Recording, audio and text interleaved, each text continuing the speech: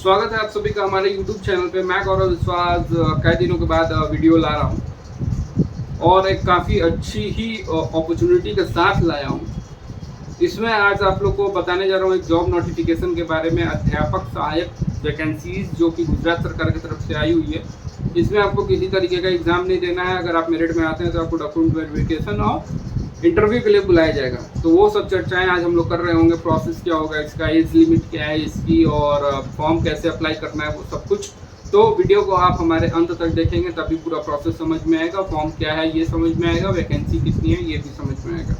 तो total vacancies के बारे में जब हम लोग बात कर रहे हैं तो टोटल वैकेंसीज यहाँ पे आपकी हैं 531। ठीक है। Economics, English, geography, Gujarati, Hindi, history, Indian culture, political science, psychology, Sanskrit, sociology, commerce, accountancy, statics, home science of fashion, home science textile and clothing, home science family resource management, home science human development, physical education, law, journalism, English method, Gujarati method, social science method, maths method, commerce and accountancy method. तो ये सब मिला के आपकी 531 है।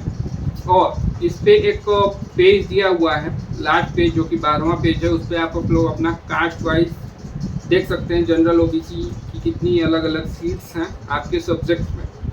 तो पहला काम आप लोगों को क्या करना है, ये फॉर्म को भरते वक्त हर एक चीज़ को बारीकी से भरनी है क्योंकि इसमें आपका मेरिट बनना है। ठीक है। और आपको सिर्फ ऑनलाइन भरना है, इसका कोई लिफाफा में रख के इसको कोरियर नहीं करना है। तो ये बात आप लोग ध्यान दीजिएगा। कोरियर अगर करते हैं तो आपका फॉर्म रिजेक्ट हो जाएगा।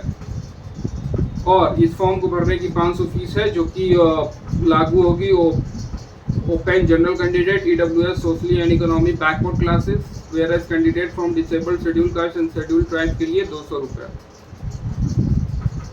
पहले आपको लॉगिन करना है या रजिस्ट्रेशन करना है ऑफिशियल वेबसाइट पे। तो ऑफिशियल वेबसाइट की भी लिंक मैंने दे रखी है। तो यहाँ पे जब आप आएंगे नीचे तो लॉगिन का ऑप्शन है, लॉगिन का ऑप्शन पे क्लिक करेंगे ऑफिशियल वेबसाइट पे। और ऑप्शन पे क्लिक करते ही ये थोड़ा टाइम लेगा क्योंकि बहुत से बच्चे ऑल ओवर इंडिया जो भी पीएचडी पास आउट हो चुके हैं वो भर रहे हैं इस चीज़ को। Click here for new candidate registration, ये सब भरने के बाद आपको रजिस्ट्रेशन पर क्लिक करना है। ठीक है। क्लिक करने के बाद आपको जैसा कि फॉर्म एज इट इज आता है वो आ जाएगा। अब बात करते हैं, if no candidate remain present in the interview process during the first round of any college for such colleges, second round of interview will be conducted for the candidates next in merit in that category. Candidates who are absent in the first round of interview of an institute will not be able to participate in the second round of the same institute. अगर आपका interview एक बार छूट जाता है तो दूसरी बार आपको मौका नहीं दिया जाएगा। तो ये भी सोच समझ के ही रहिएगा, टाइप ले लीजिएगा अगर आप सेलेक्ट होते हैं तो। Seats to be filled 1, number of candidate to be called for interview 6। अगर एक सीट है तो 6 लोग को बुलाया जाएगा। 78 सीट है तो 78 × 6 कर लीजिएगा। 4 या 4 से ज़्यादा सीट है तो 3 कैंडिडेट फॉर 1 पोस्ट ईच। एक पोस्ट के लिए 3 कैंडिडेट के लिए वहाँ पे चूज किया जाएगा। Merit mark for graduation and post graduation will be given on the basis of total marks and marks obtained by the candidate in the last marksheet of the respective degree. If marks obtained from total marks in the last mark sheet are not mentioned and only CGPA is mentioned, then conversion certificate from CGPA to percentage by the competent authority of affiliated university must be produced at the time of document verification. अगर आपके college में CGPA दिया जाता है, grading system है, तो आपको एक अपने रजिस्ट्रार से या आप किसी भी बड़े अथॉरिटी से, HOD से, डीन से आप एक कन्वर्जन सर्टिफिकेट बनवा के eight the time of document verification जमा कर सकते हैं और जमा करना ही पड़ेगा।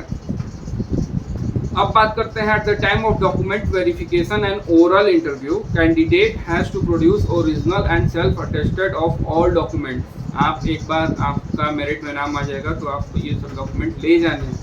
तो डॉक्यूमेंट क्या क्या ले जाने हैं तो एक बार पूरा एडवर्टाइजमेंट को पढ़ लीजिएगा। ठीक है। और आपकी जो सैलरी होने वाली है वो 40,000 होने वाली है। तो सैलरी भी अच्छी है। और यहाँ पे क्वालिफिकेशंस के बारे में बात कर लेते हैं हम लोग।